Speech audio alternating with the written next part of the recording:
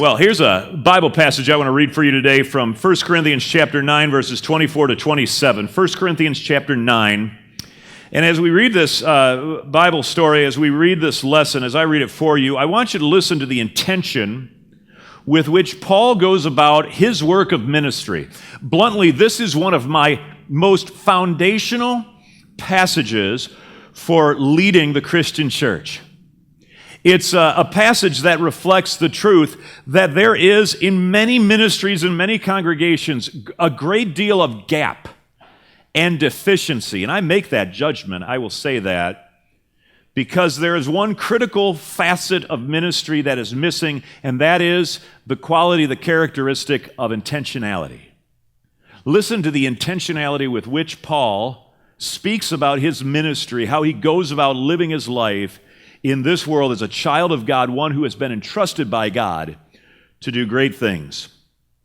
Paul says this, he asks this, don't you realize that in a race, everyone runs, but only one person gets the prize.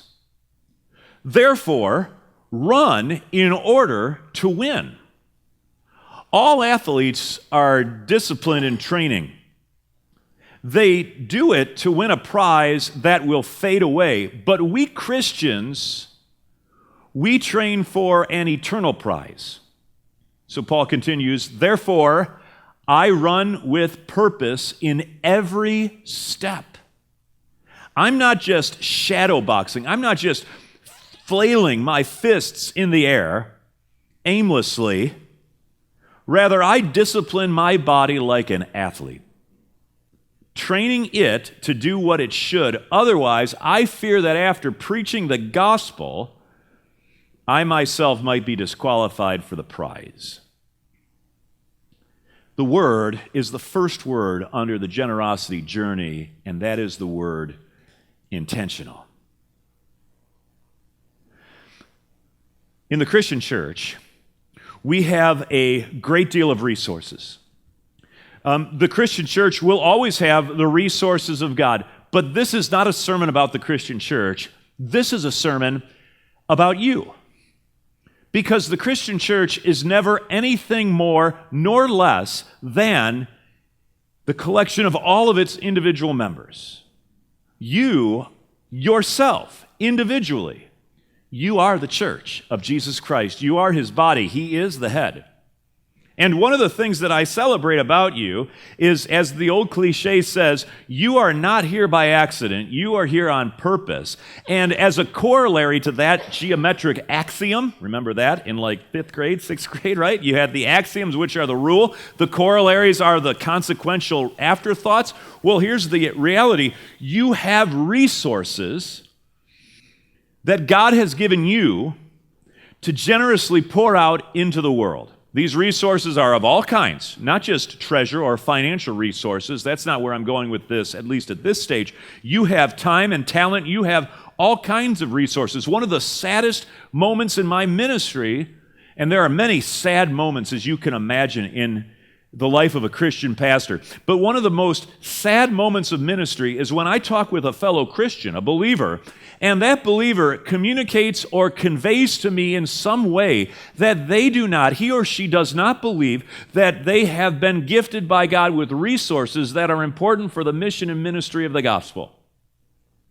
And it feels like a million ants at that moment when I realize they're conveying that to me. It feels like there are a million ants inside my body just crawling and making me antsy. Because I just want to shout it out, and sometimes I can, as you can only imagine, and bang on, where's my pulpit at? Bang, on something and say, no, you are not Winnie the Pooh's Eeyore. You do not have a buttoned-on tail. You don't have droopy ears and a sagging back. Straighten up. Get your legs underneath you. Hold your shoulders back. Lift your chin up. You are a child of God. And as a child of God, you have amazing resources.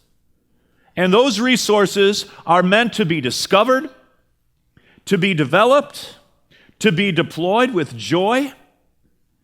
And all of that to say, the only question is, what kind of intentionality are you going to live so all of that can happen? That's just the question. You see, because I believe in a prosperity gospel of a kind. In this world, there is a lot of talk and a lot of derision, a lot of condemnation for this thing called the prosperity gospel. The prosperity gospel, as our world knows it, is if you plant a seed, God's going to make you rich. If you do something right by God, He'll just give you more money. He'll make you prosperous. That is a prosperity gospel that comes from hell. That is a prosperity gospel of the lie. But there is another prosperity gospel, and it's this. You are a child of God. Your identity is grounded in your baptismal faith that God has called you His own.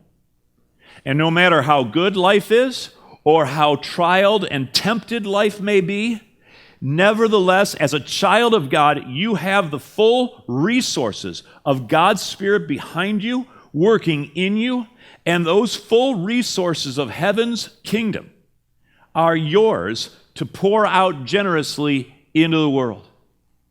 You are a prosperous child of God as you stand today, even if you are living under a great cross and burden of trial and temptation still, nevertheless, your identity in God is absolutely locked down because Jesus Christ has called you to be His own. And for that reason, Eeyore, God says, run in such a way as to win the prize.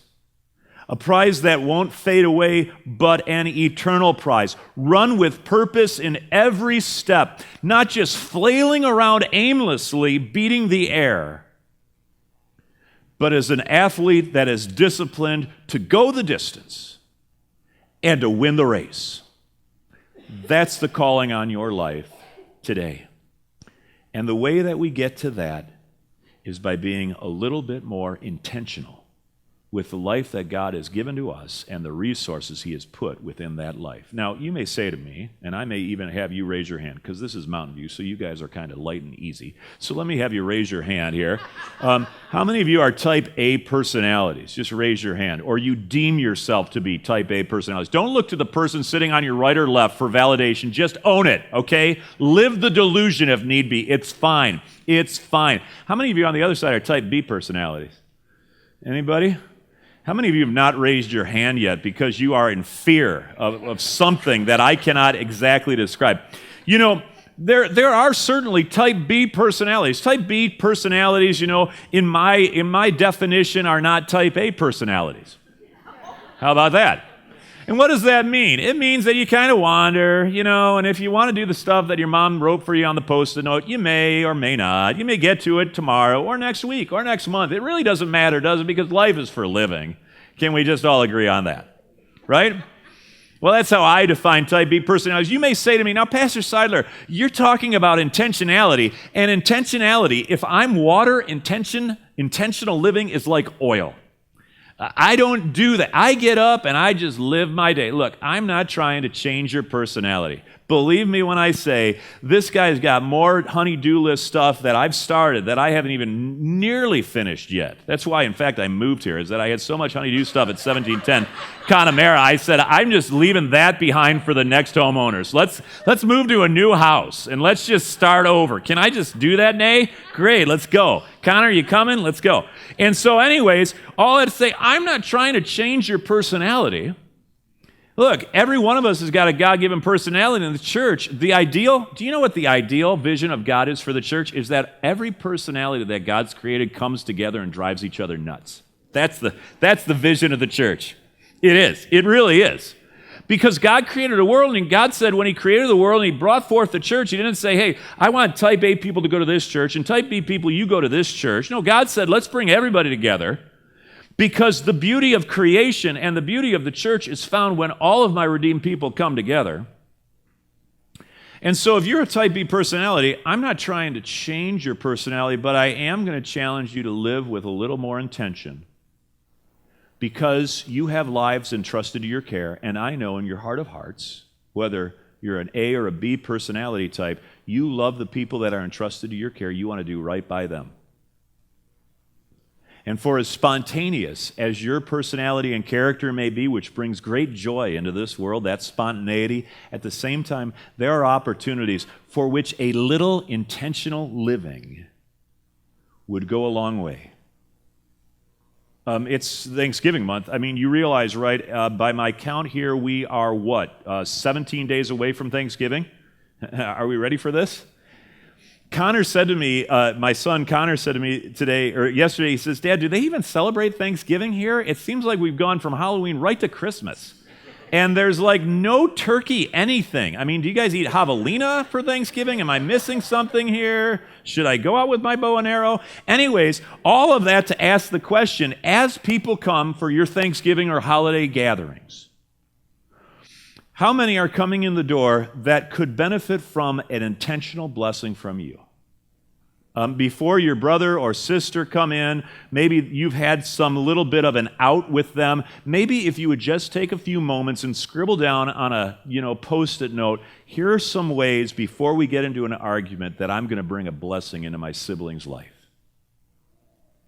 You see, God gives you those resources. You're not dumb. And so to bring that from your mind and from your Christian, Christ-redeemed heart and to pour it into the life of another, how amazing is that? It doesn't take hours to do. It could take 5 minutes of just being a little intentional. One of my favorite things in St. Louis to do when we would go, because St. Louis Lutheranism has a whole sociology to it, and so there was like countless school auctions and high school auctions and Lutheran agencies. They would have auctions and gatherings, and my wife Renee and I would be invited to a lot of these things. And so, especially when we had young kids, we'd like leave our crying kids behind with the crying babysitter. See you in a week. Bye. And we would be out the door. And then when we'd land in the quiet of the car, one of the joys for us, one of our traveling liturgies, was to think in advance, who are we going to see at this auction? And we might ask each other, now, so-and-so, John, and what's his wife's name again? It's Evelyn. Oh, yeah, right. John and Evelyn.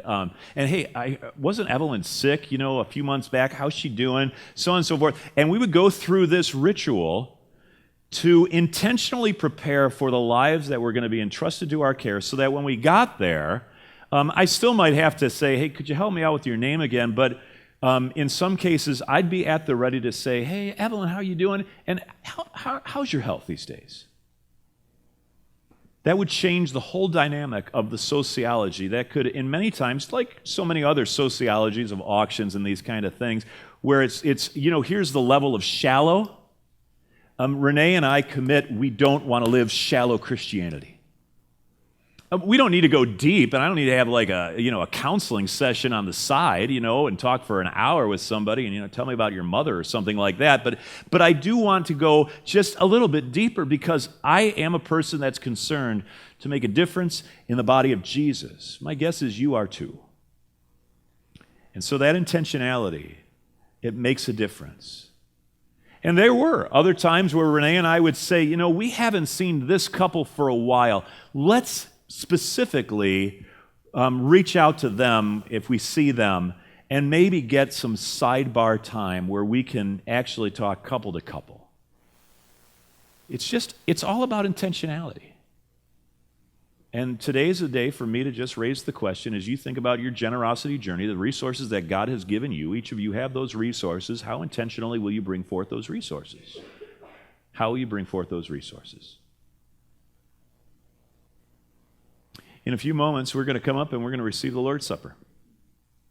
It is a 2,000-year heritage of a resource that God has given His church. A little bread and wine goes a long way to nourish the hearts and souls that God depends on to do His mission. You are the heart and soul.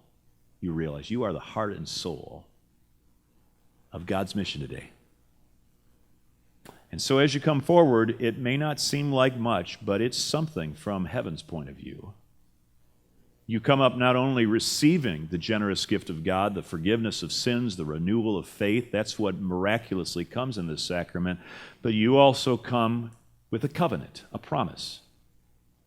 that says, in light of your generosity, Jesus, I want to go forward from these doors and live a generous life on your behalf with those that I love, you've entrusted to me. You know, I don't know if it occurs to you, but when Jesus came into this world, it wasn't like halfway through his public ministry of preaching and teaching, God finally scratched his head and said, you know, I think, Jesus, why don't we just offer you up on a cross? From the moment Jesus came into this world, death was a shadow over him. In a few weeks, we're going to read from Matthew's gospel. And we're going to see that the moment Jesus was born, in chapter 1 and chapter 2, there was a king, a murderous king, who sought the life of a little baby. So threatened was that king by that baby's sheer presence. God's generosity began long before Jesus ever reached this earth. God's generosity, Scripture says, began at the foundation of the world. He knew us before. Scripture says he knew you before the founding of this piece of globe, this earth. That is generosity on steroids. And it's for you. And because it's for you, God invites us as a joyful response. How can I, as I leave here, do likewise?